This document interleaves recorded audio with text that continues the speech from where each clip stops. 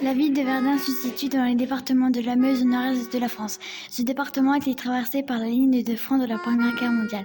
La bataille de Verdun commence le 21 février 1916, se terminera 9 mois, 3 semaines et 6 jours plus tard, le 18 décembre 1916.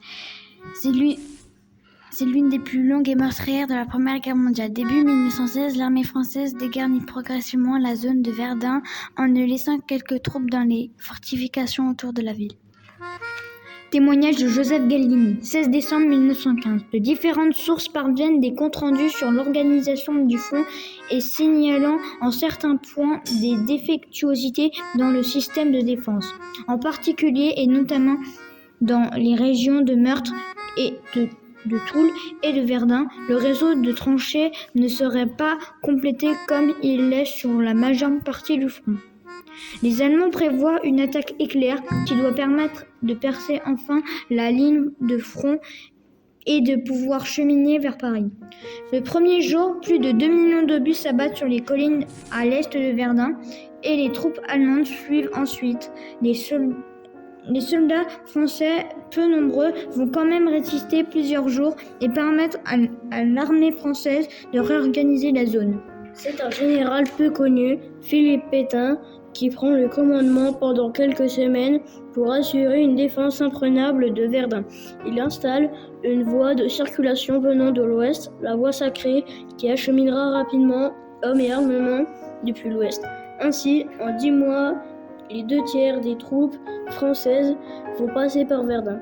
Elle sera remplacée par la suite par le général Nivelle, qui lui développera l'offensive pendant plusieurs mois contre les forces allemandes.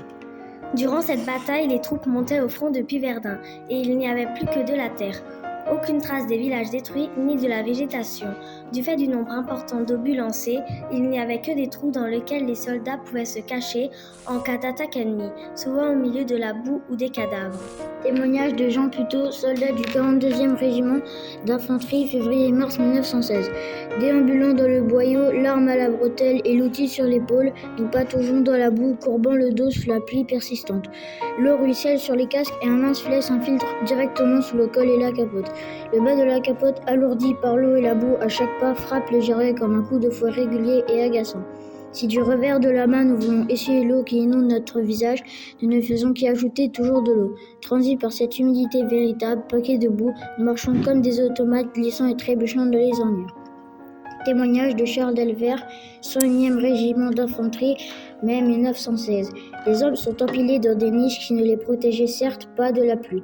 Les états-majors, les généraux font de belles notes où ils déclarent que les abris devront être creusés à 5 mètres sous terre. Et les moyens de le faire.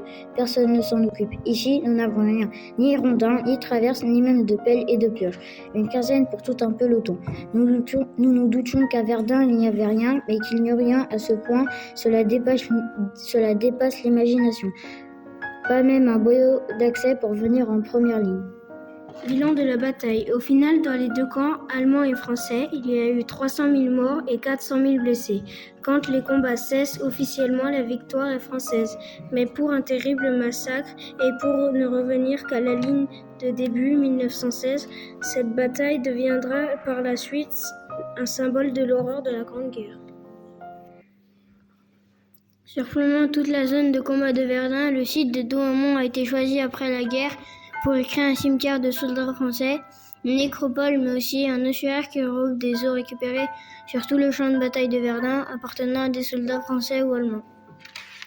Dès 1923, l'espace de la nécropole, un rectangle de 480 mètres sur 160 mètres, est préparé pour y aligner 16 142 tombes de soldats français.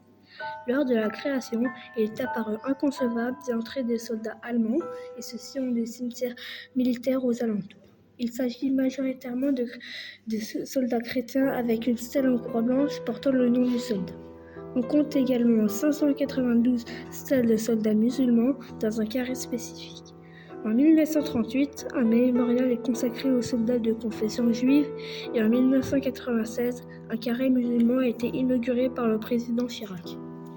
L'ossuaire est un bâtiment construit au-dessus de la nécropole dominant l'ensemble du champ de bataille de Verdun et qui sert de lieu de mémoire et d'hommage à tous les soldats morts durant la bataille de 1916. Témoignage de Monseigneur Ginistri, septembre 1927, il faut ériger un monument qui soit à la fois un tombeau, un mausolée et un temple sacré.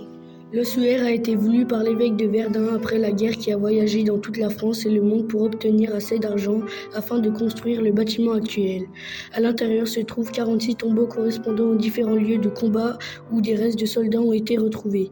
N'ayant pu être identifiés, ces restes de soldats ont été regroupés et déposés depuis 100 ans dans ce lieu. Des os de près de 130 000 soldats allemands et français sont regroupés dans ces tombeaux. L'évêque Ginistri organise un concours d'architecture pour ce lieu voulu comme une cathédrale des morts. Le projet de Léon Azéma est retenu et se compose d'un bâtiment unique aux 3 parties. Un phare des morts de 47 mètres de haut sur lequel on identifie une croix chrétienne, une chapelle à l'arrière, 2 branches composées des 46 caveaux. Avec l'argent récolté, il n'est pas possible d'inclure de lieu pour les autres religions. Il faudrait attendre plusieurs années pour trouver des monuments dédiés aux soldats juifs et musulmans. L'ossuaire est construit au milieu des années 1920 et on voit les premiers corps l'intégrer en 1927 avant une inauguration finale en 1932. Sur la façade donnant sur la nécropole, il y a autant de portes que de caveaux et l'entourage des portes contient les blasons des villes qui ont participé au financement du site. La porte monumentale verte au centre de l'édifice donne accès à la chapelle en face et aux caveaux sur les côtés et à un escalier pour monter dans la tour. Cette porte est surmontée du mot Pax qui veut dire paix. Suite à son inauguration, de nombreux visiteurs pensent voir dans cette architecture une épée plantée dans le sol comme symbole de paix, alors que ce n'était pas l'intention de l'architecte. Après la Seconde Guerre mondiale, le site de Douaumont devient un symbole de volonté de paix durable entre l'Allemagne et la France et donc de réunification. Ainsi, en 1984, lors d'une visite de chancelier allemand et du président français Mitterrand, un hommage commun des 2 hommes aux soldats devant l'ossuaire devient signe de l'amitié franco-allemande quand les 2 hommes se prennent la main.